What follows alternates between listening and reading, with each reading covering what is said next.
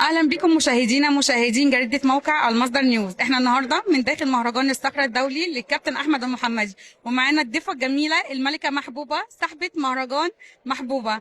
اهلا وسهلا بحضرتك. اهلا بيكي يا قمر، اهلا بيكي، نورتي. نورتينا. ده نورك يا قمر، مفيش احسن منك. حبيبتي، ايه راي حضرتك في المهرجان النهارده؟ لا ما شاء الله، حاجه جميله جدا والتنظيم حلو والله اكبر علينا. ايه راي حضرتك في التنظيم بتاع اليوم النهارده؟ تديله نسبه نجاح كام في الميه كده؟ لا بصراحه هو حلو، انا من اول الباب واحنا استقبال ما شاء الله عليه، يعني تنظيم حلو جدا، يعني هنقول 100% طبعا. لا، عايزك ممكن تكلميني عن المهرجان بتاعك؟ المهرجان بتاعي ما اسموش محبوبه، اسمه الملكه محبوبه. المهرجان اسمه الملكه محبوبه فاشن. بيتكلم طبعا عن عروض الازياء وفي مجموعه فنانين كبيره، وفي ميك اب ارتست، وفي مخرجين، وفي ناس كتير قوي، شامل حاجات كتير قوي. هو فاشن عشان شامل حاجات كتير، مش ازياء بس.